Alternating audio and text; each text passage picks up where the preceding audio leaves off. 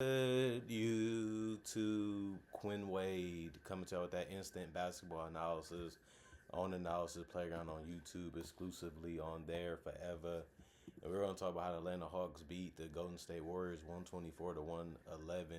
The Warriors are now 21 and 19, and they lost their sixth game at home, and now they're 13 and 6 at home. The Hawks is 20 and 21 now, one game from being 500. 13 and 10 on the road. The Warriors won the first quarter 28 to 27, but they lost the second quarter 32 to 25, and the third quarter 35 to 25. But they won the fourth quarter 33 to 30. But the game was so far out of reach, it didn't really matter. They needed a bigger one and a better defensive one to be able to get back in the game and win. The Hawks, the team that won, Yeka Konwu, 33 minutes, 18 points, 6 to 14 from the field, 3 to 6 from 3 or 4 from the free throw line. He had a double-double in this game because he had 12 boards to go with those 18 points. He also had 8 assists. He can hurt you with that pass because you know he's going to be diving, or you know he's going to be trying to get a spot-up shot. So if he reads it the right way, he can get an easy look for himself or for his teammates if they knock down the shot after he give it to him. 1 turnover, 2 steals, 5 offensive rebounds out of the 12, 4 personal fouls with a +8 and plus minus. Jalen Johnson, he did his thing. 33 minutes, 23 points, 9 to 16 from the field, 1 to 4 from 3, 4 to 6 from the free throw line. 11 boards, that's a double-double right there. 6 assists, no turnovers, 1 steal, 2 blocks, 1 offensive rebound, 1 personal foul, and a +11 and plus minus. I mean, he was efficient. He attacked the right way. He read the defense the right way. Didn't make a lot of mistakes out there. And he also was competing a little bit defensively. You want to see him do more. He's capable of it. So we just going to have to see if he can take that part of his game to another level, especially if he's going to be the franchise player for this team in this organization. Nickeil, he's a good fit. I'm glad that he's starting. He deserves it. He put in a lot of work. He was their big acquisition besides Porzingis, and he's been delivering this year for them. 34 minutes was the most on the team. He also had 24 points. That was the most on the team. He was 9 to 18 from the field, 3 to 7 from 3, 3 to 3 from the free throw line. I liked his shot selection. I like how he was driving. He did get blocked real good by Draymond, though. Other than that, he had a good job attacking and keeping the defense guessing on what he's going to do and how he's going to do it. And that's how you know you're becoming a good scorer in the league. 2 rebounds, 2 assists, 1 turnover, 3 steals. It was good to see that. 2 personal fouls. When you're that aggressive, you're looking to do things defensively, you can get caught up in a lot of personal fouls, but he didn't really do that in this one. So that was impressive. He was a +9 and plus minus. Krejci, 21 minutes, 5 points. He was the only starter to not get in double figures in points. And all the starters did get a rebound or more in this game. And he ended up going 1 to 4 from the field. It was all 3-point attempts besides going 2 or 4 from the free throw line. That's how he got his 5 points. He also had 5 boards, 1 turnover, 1 steal, 4 personal fouls, and 2 offensive rebounds and a -3 and plus minus. He's out there to space the floor. He's out there to hurt you if you leave somebody open or the defense collapse. He didn't really make enough threes today, but he also didn't take a lot of them either. Dyson Daniels, 31 minutes, 11 points, 5 of 8 from the field, 1 of 2 from the free throw line. He also had 7 rebounds and 9 assists with only 3 turnovers, so a strong game from him. Not only did he get in double figures in points, he did the little things that matter most, especially because he also was trying to play as good as defense as you can against a perimeter-oriented team like the Warriors.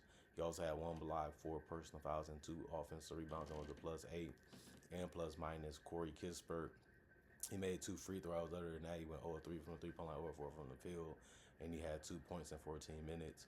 He also had 2 rebounds, 3 assists, 1 turnover, 1 steal, 1 personal foul was a +2 and plus minus. Muhammad ended up splashing in the 3 and made a 2-point field goal. He finished with 5 points in 24 minutes. Those was the most minutes, tied with C.J. McCollum off the bench. He also had 5 boards. That was the most off the bench. No turnovers. He also had 1 offensive rebound out of the 5 boards and 2 personal fouls, and was a +8 and plus minus. Asa Newell, 4 minutes. He missed the 3. He also had 1 rebound, no turnovers, and a block. 1 personal foul and a +2 and plus minus. 24 minutes for CJ. Like I said before, that was the most off the bench. He did have 12 points, and he went 5 of 14 from the field and 0 of 4 from 3 and 2 of 4 from the free throw line. He's out there to make the right play. If I got a 3, I'm going to take it. If I got a drive, I'm going to pass it or score it myself or knock down free throws. And at the end of the day, He's just a good connector player. He's going to make the right decision. He also can handle the ball a little bit too. So he's not the worst player ever to fit in this system because he did have 4 assists and no turnovers while still getting those 12 points. He did take the most shots off the bench with those 14 though. 1 steal, 1 personal foul, and a plus 19 and plus minus. And Luke Kennard was hot. They kept leaving him open. They kept giving him good looks. He's a decent shooter. 20 minutes, 22 points, 8 of 11 from the field, 6 of 9 from 3, 1 rebound, 1 assist, no turnovers, 1 personal foul, and a plus 6 and plus minus. He was that X factor for him. He was the guy that stepped up and played bigger than what they thought that they was going to get, and they needed it because the game was really close at some points of the game, and then they was able to make a run and keep the lead after that. And Keaton Wallace, 2 minutes, 2 points. He made his only shot, which was a 2-point field goal. Other than that, 0 turnovers, no personal fouls, and a -5 and plus minus. And then you look at the Golden State Warriors. They played their brand and their style of basketball. They just couldn't stop the Hawks enough to be able to get a win. Jimmy Butler, 34 minutes, 10 to 19 from the field, 2 of 6 from 3, 8 of 8 from the free throw line. He did have 7 rebounds, 6 assists, 2 turnovers, 2 steals, 2 offensive rebounds, no personal foul, and a -5 and plus minus. He did a lot of things in this game, and he did a lot of good scoring in this game, whether it's from the paint or the perimeter, or even just being smart enough to trick the defense to get him to the free throw line. And he made every single one of his free throws, so you can't really be mad at him for getting there. Those shots when he was able to get there enough in this game. So Draymond Green, 29 minutes, 5 points, 2 of 4 from the field, 0 of 2 from 3, 1 of 2 from the free throw line. He had 9 rebounds. That was the most on the team. He also had 4 assists, 1 turnover in the block, 4 personal fouls, and a -7 and plus minus. Man, did he try to find a way to help this team out, but he didn't take really that many shots in this one. He did try to make the right play as much as he could. He did try to communicate and try to help his team stay on a string together defensively, but honestly, their defense hasn't been good enough. Too many drives, too many open looks, too many miscommunications, and that's how they ended up breaking down enough for the Hawks to get the lead and end up running away with it. After that, Quentin Post did a good job of finishing in the paint and also hitting threes. 8 points for him, 3 of 6 from the field, 2 of 5 from 3, 3 rebounds, 1 turnover, 2 personal fouls, and a 0 and plus minus. Steph Curry, 33 minutes, he got off to a good start. He continued it, but it just wasn't enough because he couldn't make enough threes. He had the most points with 31 in the game, 11 of 21 from the field, 3 of 11 from 3, and 6 of 6 from the free throw line. For him, if he has a night like this, you just look at it and say, what more could he have done but make more threes, and then that would be it. But by it being a tougher shot, even he can have a struggle here and there in some games. It's a long season, so it can happen. Obviously, him and Jimmy put up some big numbers, but it just really wasn't enough. The Hawks was able to attack them so many different ways, and the Warriors just couldn't keep up or slow them down enough to be able to get back in the game to be able to have a legitimate chance of winning it. But he did have 3 boards, 5 assists. He also had 3 turnovers and 2 personal fouls and a -9 and plus minus. Moses Moody didn't really give him much at all. 17 minutes, 2 points. He only went 0 of 3 from the field. It was all 3-pointers that he took, but he did go 2 of 3 from the free throw line. That's how he scored. He also had 1 rebound, 1 assist, no turnovers, and a personal foul was a -6 and plus minus. Trace Jackson Davis, 3 minutes, 6 points, 3 of 3 from the field, 2 rebounds, 1 missed free throw, no turnovers, no personal fouls, and was a +4 and plus minus with 1 offensive rebound. Santos had a nice looking 3 that went down. Other than that, he missed his other one. The other one was a layup. So he finished with 16 points, 5. It was 16 minutes, 5 points. He had 2 rebounds, 3 assists, no turnovers, and a block, 4 personal fouls, and a -11 and plus minus. Al Horford, he got on the court and he played 16 minutes. He had 5 points. He was 2 of 6 from the field, 1 of 4 from 3. He had the most rebounds off the bench with 8, which was good to see. They needed it in this game to have a legitimate chance to stay in it. But he did his part because he also had 2 assists. It came with 1 turnover, but he also had a block, 3 offensive rebound, 1 personal foul. He was a -10 and plus minus. Buddy Hield, 7 minutes. He missed his only shot, which was a 3. He did get a rebound and assist and a turnover, no turnovers, and I had one personal foul was a -7. And plus minus Gary Payton the second, 16 minutes, 6 points. He was 3 of 6 from the field. He didn't do anything else but get 5 rebounds, 2 turnovers, and a steal. 3 of those 5 was offensive with 2 personal fouls and a -6 and plus minus. And the person that got the most points off the bench was DeAnthony Melton. He had to work for it. It wasn't easy throughout this game, but he still went 5 of 12 from the field. He missed every three, 0 of 5 from three, missed his only free throw after getting an and one attempt, and he finished with 10 points in 23 minutes. He played the most minutes, took the most shots off the bench. He also had 5 rebounds and 3 assists. The 3 assists was tied for the most off the bench. He had 2 turnovers, 1 steal, 1 block. Also, he's going to try to do as much as he can defensively, even if it doesn't show up in the stat sheet. 1 offensive rebound, 1 personal foul, and a plus 18 and plus minus. Brandon Podziemski, 16 minutes, 3 points, 1 of 4 from the field, 1 of 2 from three, 1 rebound, 1 assist, no turnover, 1 steal. His rebound was offensive, and he had no personal fouls, and he was a -21 and plus minus. Didn't take a lot of shots in this game. Didn't make a lot of plays in this game. So, you usually want a bigger night from Podziemski. It just wasn't his night, and he didn't touch the ball a lot in this game either. And then Will Richard, 12 minutes. He went 0 of 2 from the field, 0 of 1 from three. He did have 1 rebound, 2 assists, and 3 turnovers. He also had 3 personal fouls and was a -5 and plus minus. And then you look at the teams of what they did. The Warriors took 90 field goals and made 47% of them. The Hawks took 94 and they shot 49%.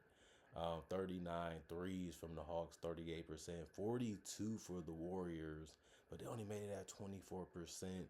25 free throws for the Hawks. They only made it at 68%.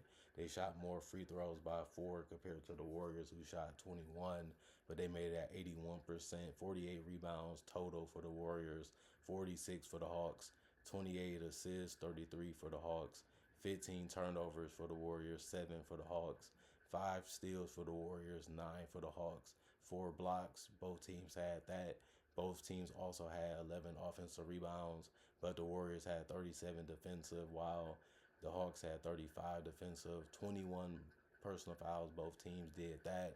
But like I said, the Hawks did take more free throws, but they made it at a worse percentage compared to the Golden State Warriors. And the Golden State Warriors got down big in this game. They had some struggles to be able to keep up with a team like the Hawks, who hasn't really been playing their best basketball either.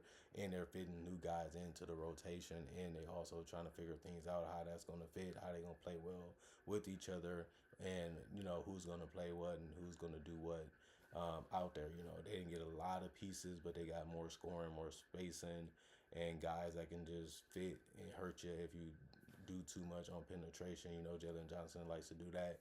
Nickeil can be doing that, and just having guys that they can kick it out to and be able to hit a shot, or just make a quick pass, or get a floater, or a little bit to a layup or a free throw shot. It's just good because at least they're not holding the ball and getting in the way too much of what the team is trying to accomplish on the offensive end. And that's all you can want, is guys that understand that we just need you to do this. And if you do that and you can build off of it, and we can see it, we're going to implement that too into our strategy. And the guys they got from Trae Young ain't going to be here long, most likely, but they still can help in a positive way, especially because Trae Young was banged up this year with the knee injury. He wasn't even really contributing or doing much on the court because he was injured. At least you get people that's going to suit up and come out there and try to play decent to good basketball enough to where you can still make a run to being a playing team or a playoff team in general. And that's the whole purpose of their season anyway. That's what they wanted to do. That's what they felt like they can accomplish. And now they're not that far from being that again. And we'll see if they can get above high 500 and stay this time. And if not, this is going to be one of them years where you look at it like, we got to see who we want to keep, who we want to let go. And we can just move on with how we want to go with our future. Because we know for sure Jalen Johnson is the building piece. And we already got a good supporting cast of players around them. And they all are interchangeable. They all are movable because they're all on decent contracts, including Jalen Johnson. And since we have that type of power to know that, and teams do too, this will be a good year to see what they have and see what they can show off to teams to possibly mold and build this team the way that they want it to be in the future. And then you look at the Golden State Warriors, they made their big move, which was getting Jimmy Butler.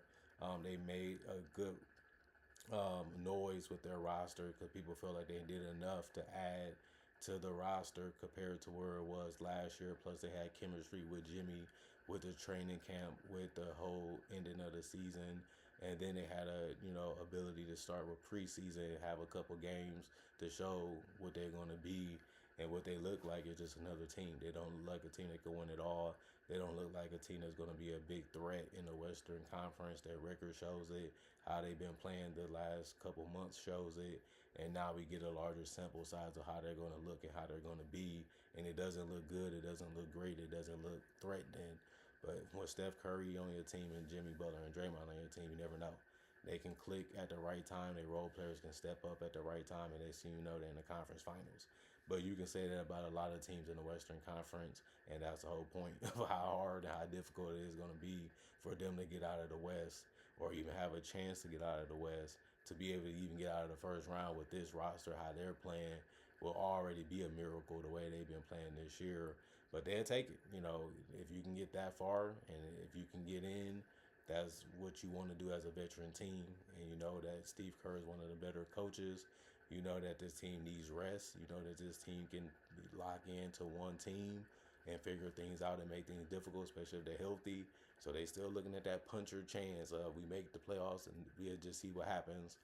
And sometimes that's all you really need to do anyway. And that's the whole purpose of the regular season, to see where you're strong at, to see where you're weak at, and try to mix it up as much as you can. Try to change what you can before the playoffs start and live with the results. Comment, like, subscribe, share. Hit the notification bell to get the analysis when it first come out.